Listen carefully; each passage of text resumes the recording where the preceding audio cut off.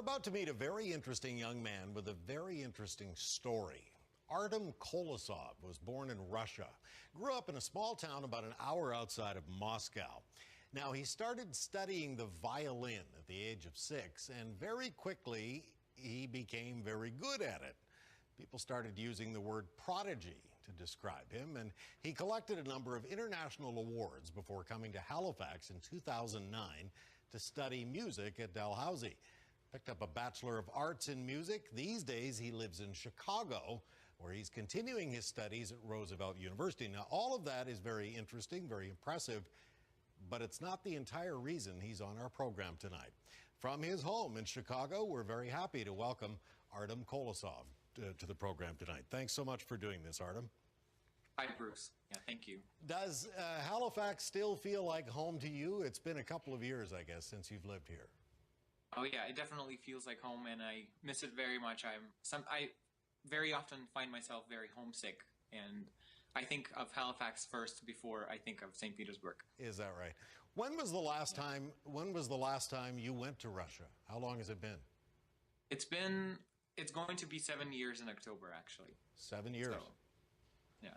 Now, what's caught the attention of so many people around the world is a YouTube video that you posted last month. Can you, for the folks who don't know about it, can you tell us about that video? Well, it's a video that I posted about 2 days after my birthday, which was March 27th. And I came out as a gay person in that video, and I kind of shared my story in it. What prompted you to come out as gay in such a public forum, something you couldn't control once it was posted? You put it out there for everyone right there.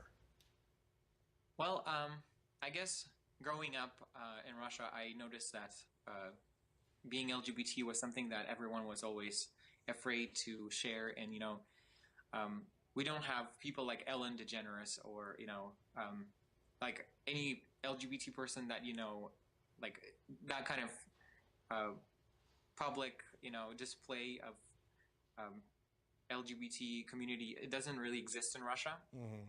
And especially positive display, So I realized that right now, more than ever, thinking back when I was little, I was growing up and I thought that I was the only person who was gay in Russia.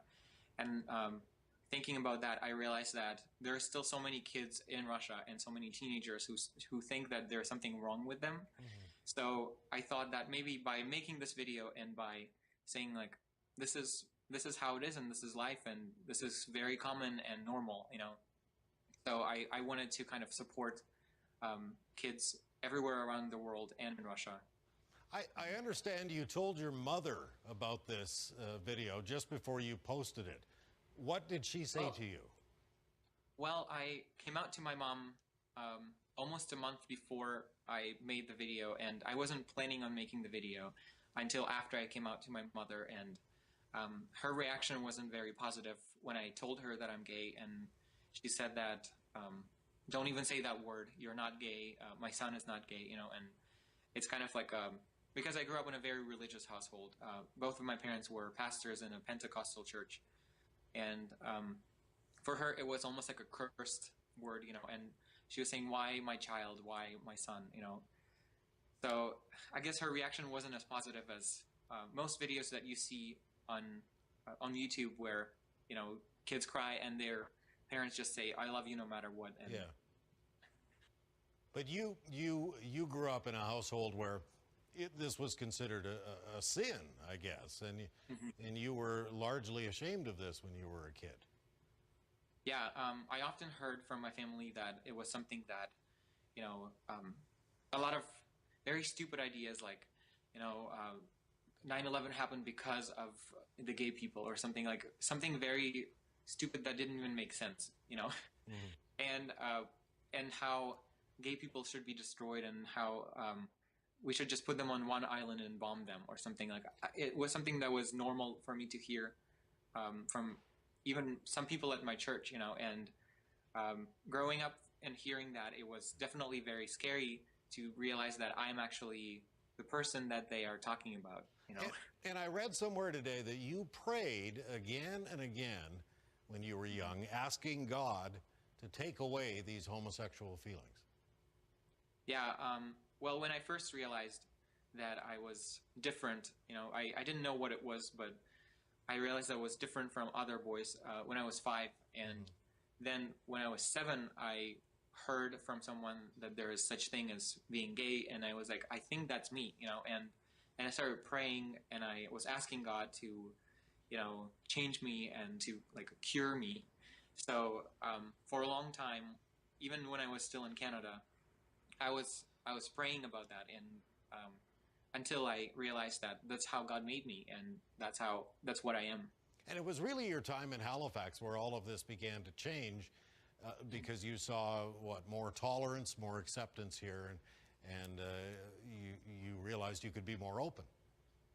Yeah, definitely. I would say that coming to Canada was a huge shock for me as a Christian, because I just saw so much acceptance and love, and Halifax is a very LGBT-friendly city, and I was really glad that I met a lot of different people, and I realized that in my life when I was growing up in Russia, I was only exposed to one side of the view, you know, like one side of the story, and I never really met, like I never met anyone who was gay or LGBT in Russia until I came to Canada. So the first time I met someone who was LGBT was in Canada, in Halifax.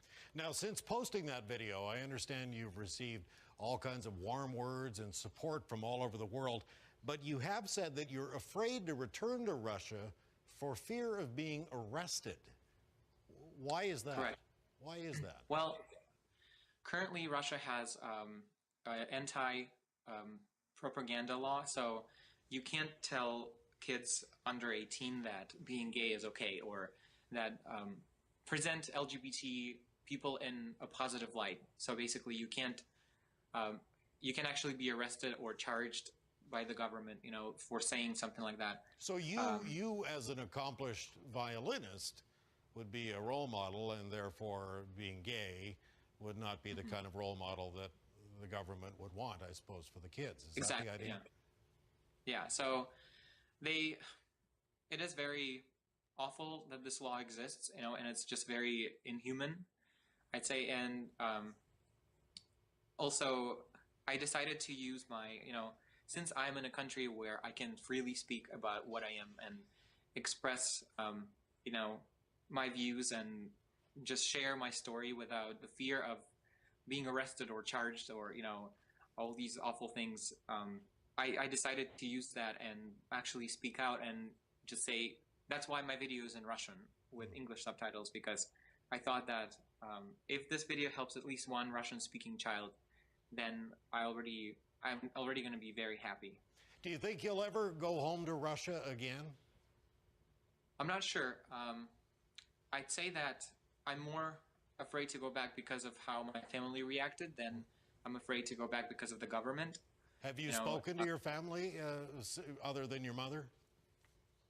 I've been in contact with them just very briefly, you know, because my mom had a birthday 2 weeks ago. Okay. And like just kind of like little things like that, but so far our conversations have been very unproductive, and they didn't lead to any, you know, understanding. So unfortunately, I just feel like it's not the best time right now. I just feel like my family needs time to understand what's going on. Still have to have that talk. Listen, we want to thank you for talking with us tonight, Artem. Thank you so much for having me.